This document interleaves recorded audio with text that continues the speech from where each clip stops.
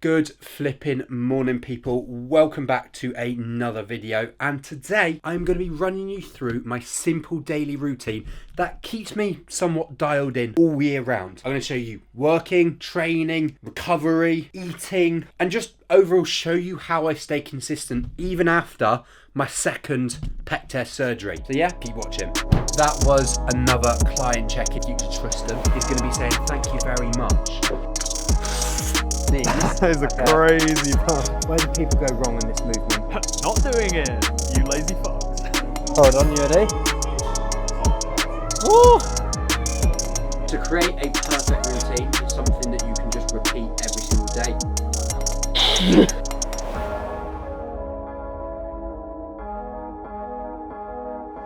So my day is usually pretty simple. I wake up around 8 to 9 o'clock. I get in the shower. Today is a Tuesday, which means I done my check-in. Then I get dressed. Today I am wearing the new fit from Vanquish. We've got there the new t-shirt, cool design on the back. Then we've also got the matching joggers down below.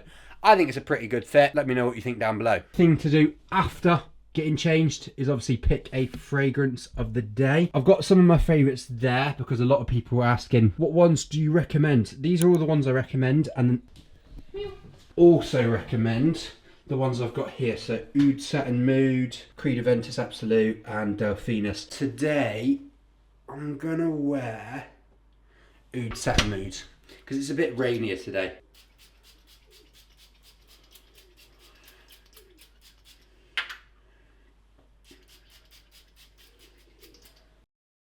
Perfect. We're also going to weigh ourselves right now. The fucking Mrs. Cloves. 89.15 kg. Now, I can't actually remember if that is lighter or heavier than last week, so we're just going to have to edit it post, I guess. I'll send my check-ins off to Jack now, my coach, and then what I'm going to do now is get on the treadmill for about half an hour, do some steps, make sure that my headspace is in the best it can be, so I'm ready for work in about half an hour. Let's fucking go.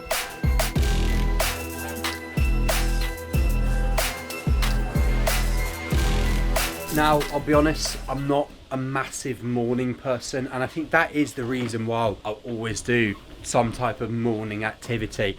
In this case, it's steps because I've got a treadmill at home. I used to go to the gym and do like cardio in the gym, but realistically, then you're driving half an hour away to come half an hour back for a bit of cardio. Like, I've got the treadmill here, I can literally jump off this, go straight to work, and I don't have to worry about like time frames, etc. So I'm going to do this for about half an hour, and then I'm going to get work done, which you'll see now in 3, 2, 1.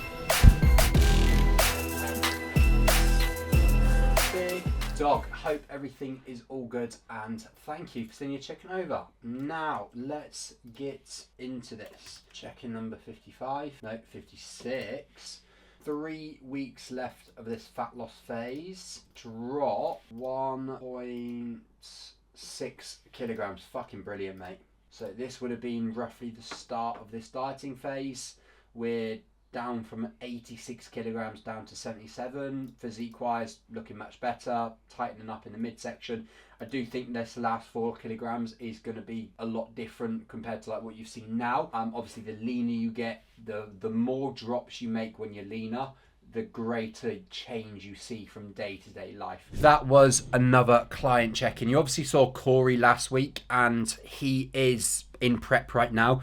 So the way I sort of go about prep clients is a lot more strict. Obviously they have to be, they are prepping. Now Theo is essentially dieting, but he's not competing. So what does that mean? He's more of a lifestyle client, and obviously I do coach both. If you do want to join, click the new link down below. I've just spent a lot of time creating a new website, so I would appreciate it if you all go take a look. But what it means is we can be a bit more relaxed with Theo. Like he said that it's his birthday on the weekend, going out for a meal with his mum on Friday, and then probably going to go out on Saturday. Okay, do it. Like at the end of the day, the way I look at it is if you're not competing, these are the times to enjoy yourself. Not every single Saturday because it's a Saturday. When you're having a situation like this, whether it be birthday, celebration, like a meaningful event, that's the time to actually go out and have a bit of fun, not just because you want a pizza. So the advice I gave him was pretty much fucking enjoy it. Like, at the end of the day, his birthday comes around once a year. He's not gonna have meals with his mum forever. Fucking enjoy it, have it, and realistically, how much damage can you do from 1/2 days of overeating a little bit? I'm going to carry on with all of my client check-ins. I think I've got about 20 today, so that is going to be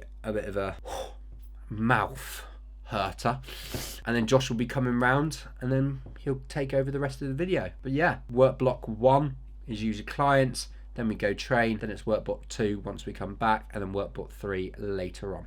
So yeah, see you later.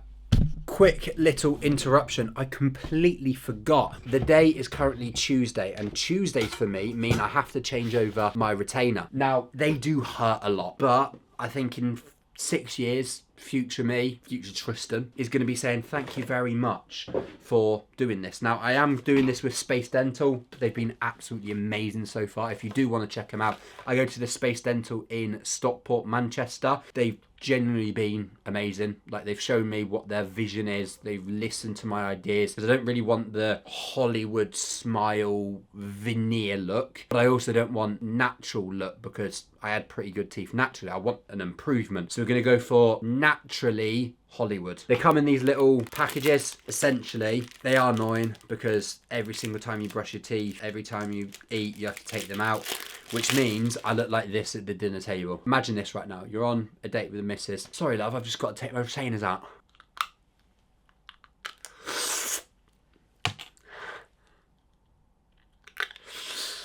It's not very attractive, is it? We've got the upper ones there. These ones hurt to get in because I think, see, I've got like little things on my teeth. It's like cement, almost composite. It pushes my teeth in, and that like sort of directs where it wants to go, which obviously pushes up against this. The first of it, like the first day, is always hard to get in because it's so tight and it's about to change the like motion of my teeth. It's literally the tightest. Not in that way. Right, bottom one. Alright, it's in. Right, so we are back in the gym now. We got the first upper day on the YouTube. I have been training upper for a little bit of a while now. Got a bit of, what's the word?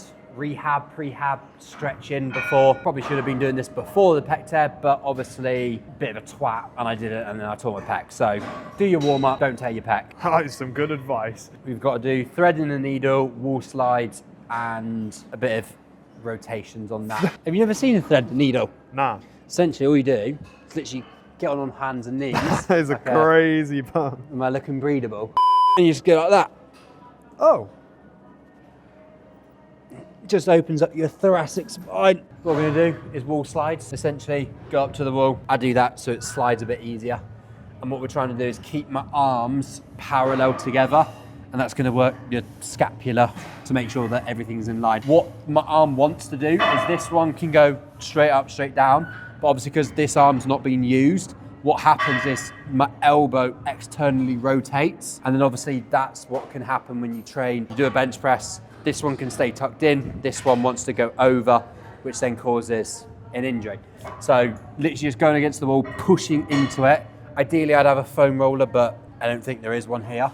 And then literally just going up, keeping the elbows and everything in line. 1,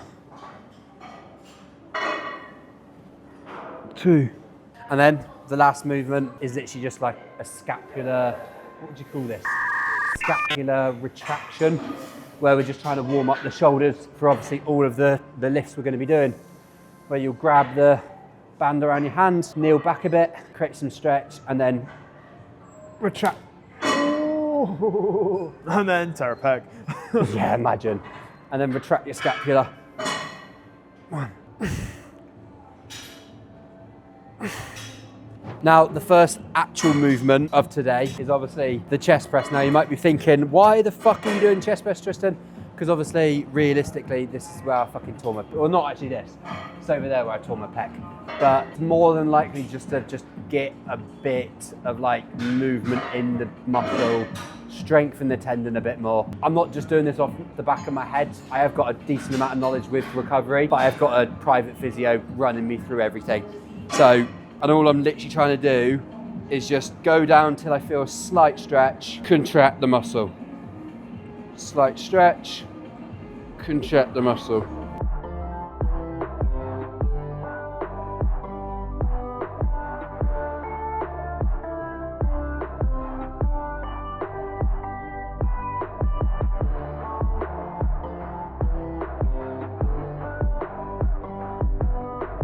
Three sets, 8 to 12 reps, obviously keeping it like shy of failure.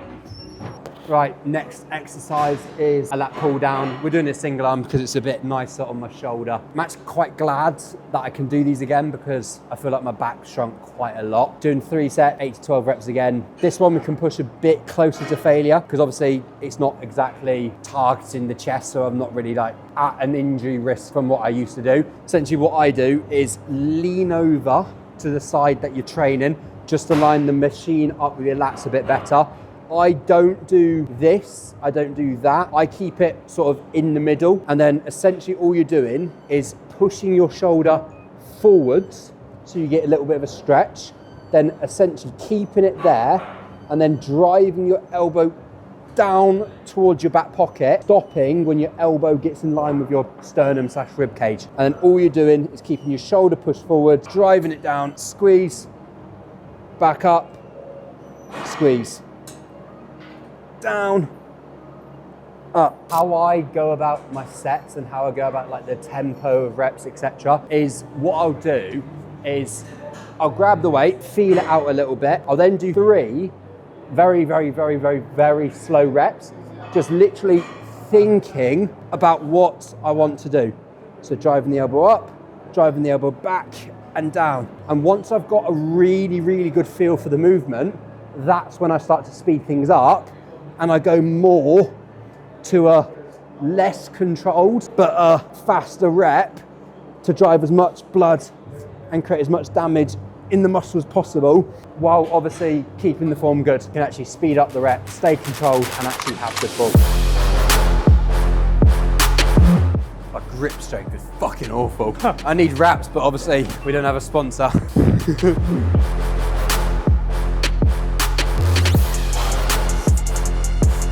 Next exercise is, would you call this like a seal row? It's a seal row. Where essentially all we're trying to do is literally let the hands completely fold over my chest. I see a lot of people doing this. You can't really push your arms over. If you sit up on the seat, allow your nipples over the bench, and then fully allow your shoulders to retract forwards, or protract forward, sorry. And then literally just think about pulling the elbows back and the shoulder blades back, get a big squeeze, and then release. We're trying to get the mid to up back in this one. I think 3 sets, 8-ish reps.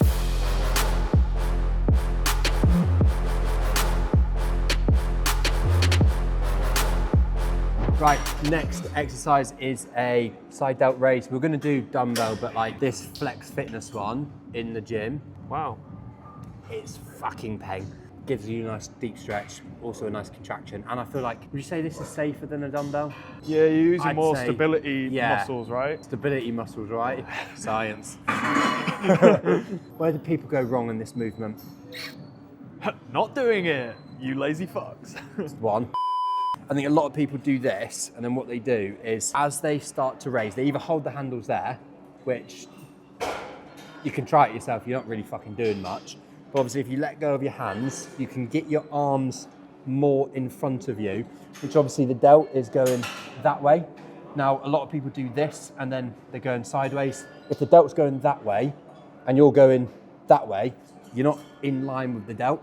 Whereas if you have your arms in front of you, you're directly going in line with your delt, so you're actually going to target it better. Yeah, I do feel like the handles are just pointless. Yeah. Like, I what feel does like it they're do? just there Stability, but like, not really. You're there to fiddle with its knob. Just literally keep your back, shoulders, back and down, arms slightly out in front, and then just raise to the sides. Control it, down, pause, up, down, pause.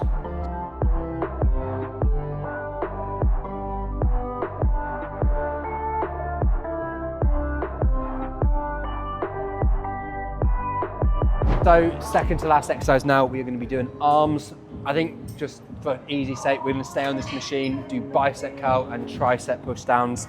Essentially, a little tip, when you get into it, pull up, and then what you're trying to do is as you start to curl up, think about your elbows coming together. Now, it's not going to make a massive difference physiologically, and it won't give you more growth. It'll just mean you feel the muscle more, and I feel like in my head, if I feel the muscle a bit better, it's a better workout. So going to be doing 3 sets, 8 to 12 reps again, keeping it 1 or 2 reps shy of failure just for now, and then big stretch, curl up.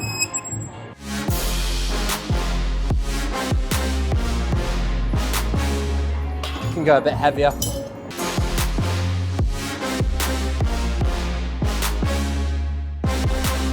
Generally, if you haven't given that a go, give it a try. Not the machine, do 3 reps slow and then fire away. It's a fucking game changer.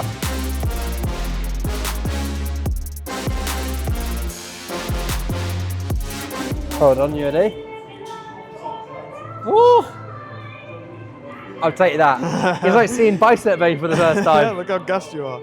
Size of this session is a tricep push down. We're gonna mix it with a bit of overhead as well. But I think where I see everybody fuck up on the tricep push down, etc., is what they do when they get to here. You're looking at my elbows right now. What they do is go up and then, no, they go up and then down. And they allow their elbows to roll forward and down. And then all you're actually doing is almost lat pullovering with an extension, and you're actually not really fucking doing much. So when you're next gonna do it, get yourself in, doesn't matter if it's a rope, a cable, a single arm, it doesn't really fucking matter. Get back, Shadrach.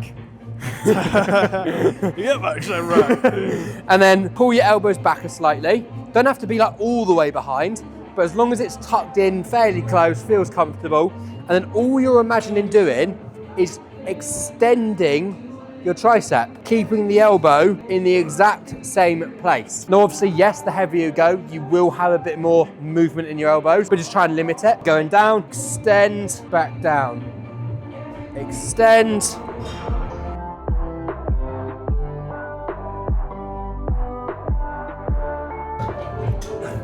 Or a very, very simple one, if you keep fucking that up, grab this, you might have to go a bit higher, turn around, get yourself in the cables, and then realistically your elbows can't go anywhere. That's true. So you're just stuck there. Locked in. That actually feels really nice. What, licking the ball? No, the tricep. Silly. So obviously that is the session done now. We're going to do a little bit of a physique update. I think I was 89 kilograms this morning. The weight's not gone down. Yes, we are dieting, but I think what it is testosterone has gone up. We're sitting at roughly 100 nanomoles per deciliter right now, which is 4 times the natural limit, so it's nice. I'm going to show you the physique. It's not looking pretty. I will be the first to admit that, but obviously it's progress from where I was. So maybe you can see a difference, but right now I'm being my biggest critic.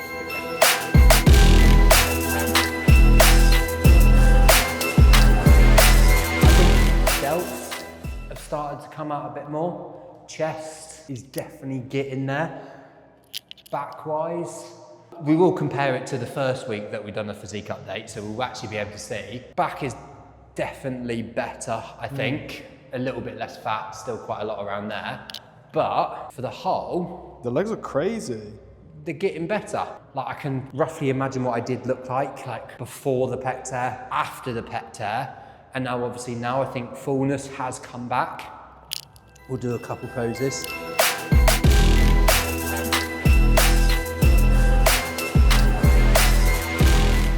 Obviously still look like a fucking square brick.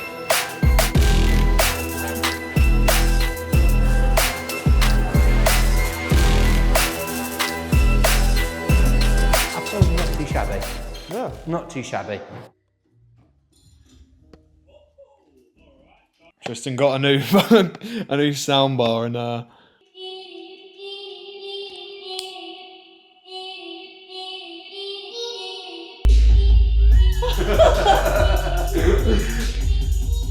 I was watching that Warfare movie, and obviously it's like showing the guns up close. Bro, I'd and shit when it was myself. up close, the sub was like, I was like, that genuinely shocked me. Obviously, that is us home now. This whole video is about the simple routine. Now, I've called it this because realistically, this is what I do every single day. Wake up, do a bit of work, go to the gym, come back, work, that's it.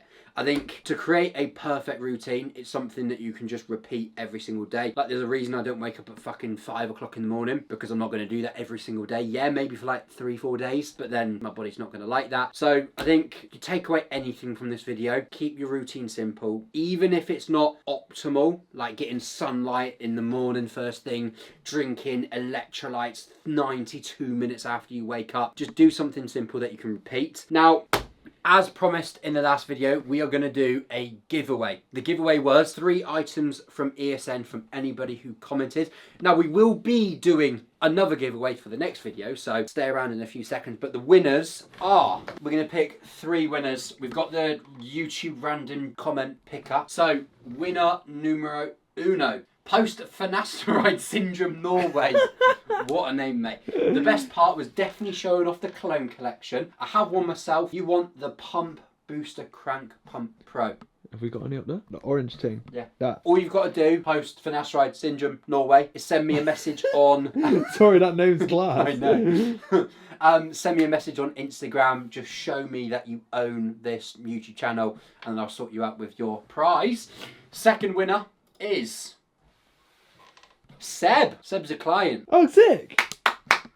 Get in. Banger video, the quality and edits remarkable. Great stuff. Happy you're back. Thank you very much. But again, Seb, you can message me on WhatsApp. Just let me know your details. Send me a message and I'll go from there. And then the last one.